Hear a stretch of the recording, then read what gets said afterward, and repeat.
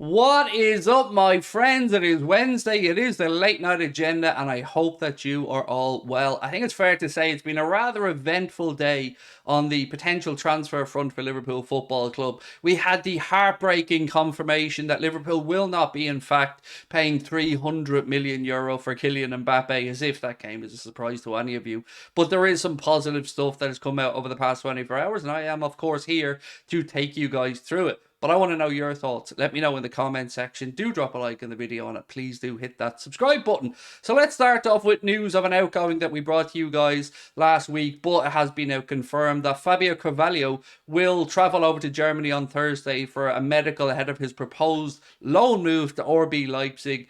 I think it's a good move for him. I think it's a good decision for Liverpool to allow him go play some football, and I think he will develop rather nicely over there. Now, importantly, there is no option to buy Fabio Carvalho in this deal for Leipzig, so we don't need to worry about that one.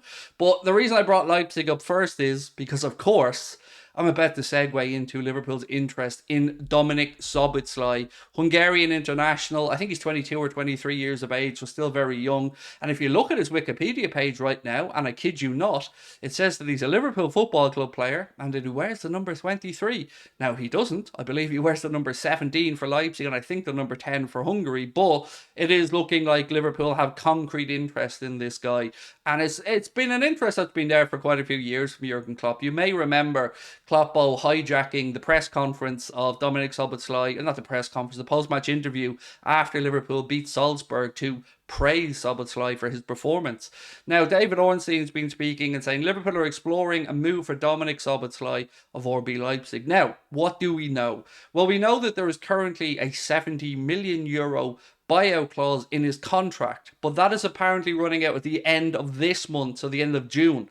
Now, there are some reports that say it goes on to maybe the middle of July, but there's no doubt that there is a release clause in there. Now, that release clause is about to expire, meaning Liverpool could potentially try to negotiate the price. So I hope that this continues to move on, because he is a name that will excite many, many, many Liverpool fans. And I've mentioned this before as well. He's even been mentioned as a potential long-term successor to De Bruyne at Manchester City in some journalist pieces that I've read over the past few months. But we have long held interest in him.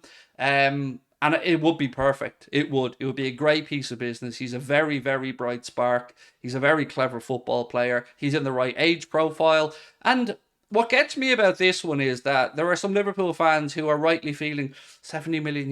That's out of our reach.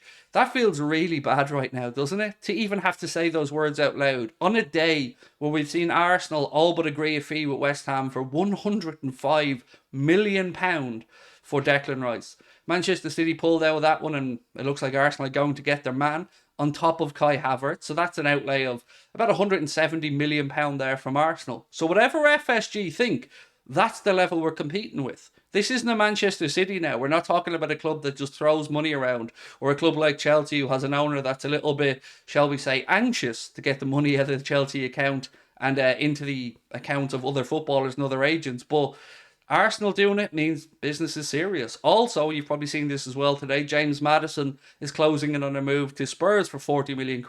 So the clubs around us are doing business. Newcastle doing business for Tonali.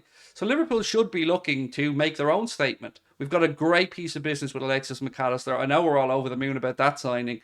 So if you could add in a Dominik Szoboszlai and a Thuram, that's a window I'm happy with regards to midfield. Now, we still have to talk about the centre-back, and I will.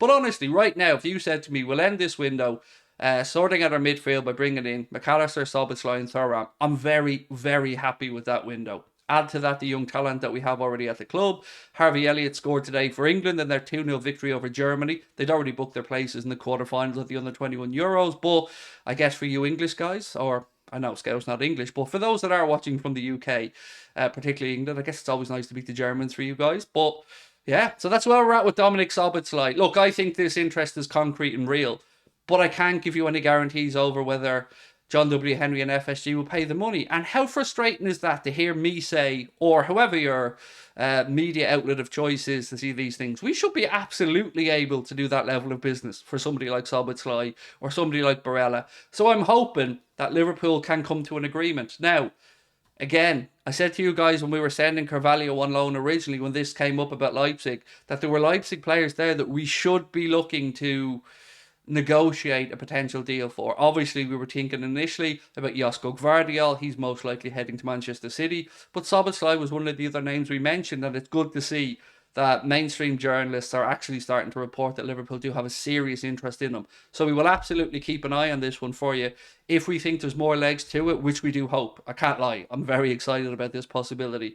Again, we'll bring you updates when we have them. Now, with regards to Gabri Veiga, the kid from Celta Vigo, who have now got Rafael Benitez as their manager, at least that's due to be announced soon completely. A report today from Fabrizio, so again, you can take this as fairly reliable, said that Manchester City have now entered the race to sign the Spanish talented Gabri Veiga after pulling out of the Declan Rice deal. So, a bit of a mad one to go from Rice to Veiga, not very comparable players really, but again you can see the competition is increasing and those around us aren't standing still. And that's the point I wanted to really try to make with today's video. We have our own expectations of what we think the club should be doing, but we also have to take into consideration what clubs around us are doing. And if they're able to do it, because Arsenal don't have sovereign wealth owners, or Arsenal don't have a Todd Bowley, but they're able to come up with about 200 and something million to spend, you would imagine their owners will be able to do something similar. So fingers crossed on this one. I'm not going to be overly heartbroken if we lose out on Veiga, because as good of a talent as he is, it's not a guarantee. Szoboszlai, far more experienced, far more capable of doing it right now, and I'd be very excited.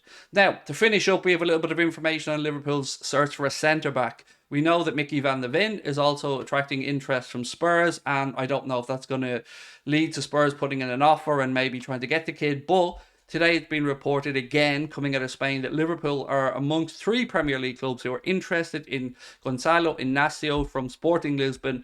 There we go. It's been claimed that Liverpool will have to pay about €45 million if they want to get that deal done, and it must be paid in full for the 21-year-old. So again, with regards to our centre-back search, I'm not really sure what's going on, and that's the God's honest truth, because we've seen stuff about Matip maybe not even going. Gomez certainly isn't going anywhere by the looks of it, and then we have Canade and Verd. So I don't know what's going on with the centre-backs. Now, we've sent Reece Williams on loan. He's gone up to Aberdeen for the season, just like I was telling you guys about yesterday.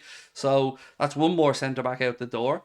Let's wait and see. Everybody says the club are going to bring one in, so let's hope that the club do bring one in. But as of right now, I wouldn't put any money down as to where I think Liverpool's interest has gone to lie for a centre-back, because truth is, this is the one position we're speaking about that I've got absolutely no insight into. So if you can help me out in the comment section, please do. I know there's been some links to the likes of Braithwaite and a few others, but Levi Colwill was another one actually. Now that 40 million quid offer from Brighton never actually came forward for Levi Colwill, but I think that's because Mauricio Pochettino looks like he wants to try and keep him at Chelsea. So it is now over to you, my friends. Let me know your thoughts in the comment section. As always, I thank you so much for watching.